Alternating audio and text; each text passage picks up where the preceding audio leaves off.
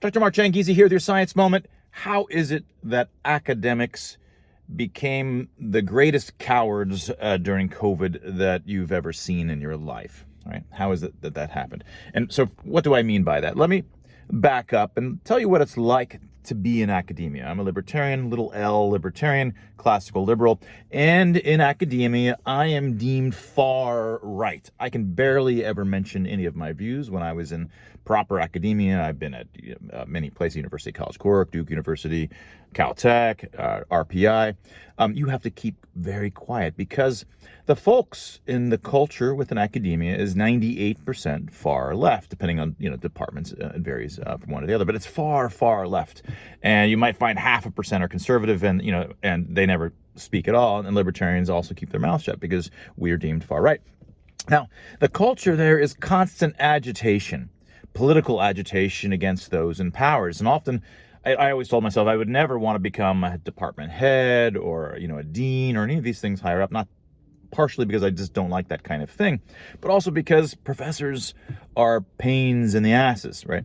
They are always politically agitating about something at the university, and they're always you get the feeling like they want it to be the 60s again, at least for the generation of professors, the older professors when I was in sort of normal academia up until about 12 years ago. They are always agitating for those who have the least power, trying to make sure that they're rising and they're fighting the embedded power structures. Right?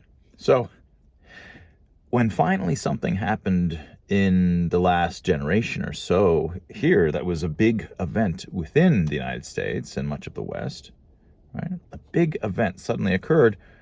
Where were all of these folks? Well, they were on the side of big government. They were on the side of telling every individual to stay at home, to lose your job, to shut down your business, to send your kids home, to mask over your faces, and treating everything as if it was unidimensional, right? There was just minimize COVID on the most ridiculous notions of minimizing COVID, which wouldn't even work.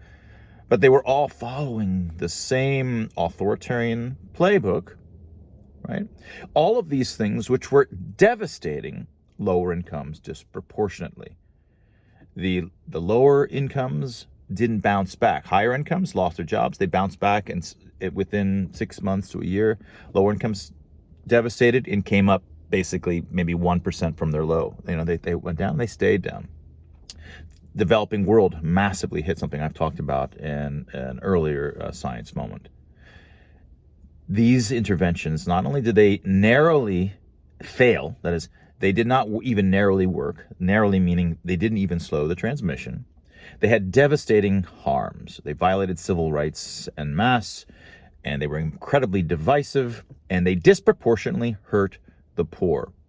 When the fit hit the shan, what did all of these agitators do?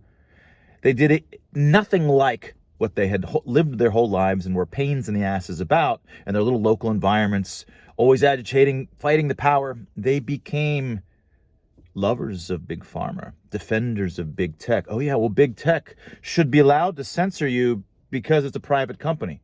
This is the first word of support you will have heard coming out of academia for private companies at all, much less gigantic, massive, big tech companies and massive big pharma who wanted not just to create drugs quickly, but to mandate that every human on earth have multiple ones in order to have their jobs and persist within society, right?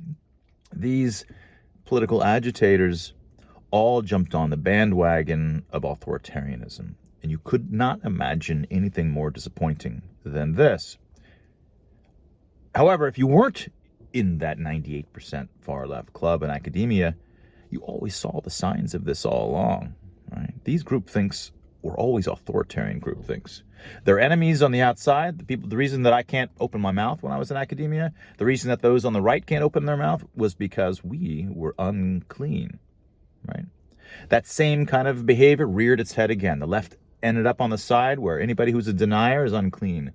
Anybody who's saying the wrong kinds of things, not sufficiently supportive of the interventions, unclean. Those that are saying anything negative about the vax or anything too positive about natural immunity, which could, potentially deter people from taking it, unclean. If you actually weren't, vaxxed, well, then you're unclean.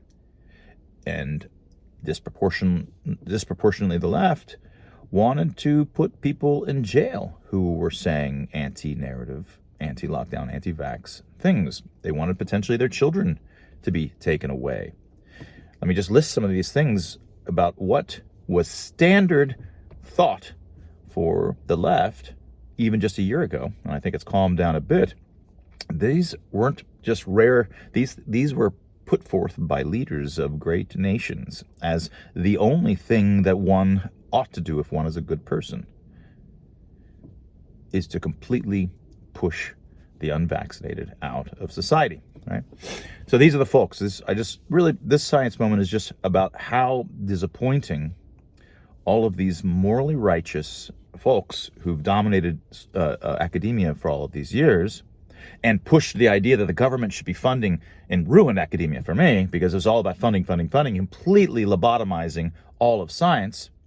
And of course, it was politically lobotomizing it as well. And we saw that firsthand when March of 2020 hit, when all of these universities, in lockstep with one another, in lockstep with the far left journalists, in lockstep with all the funding agencies and Fauci, and in lockstep with Big Pharma, which funded these, and in lockstep with big tech, right, censoring us. And that was your science moment. If you're interested in the kinds of perspectives that I bring, take a look and follow my Substack, and take a look at the Free Expression Research Institute, the freex.group. That was your science moment.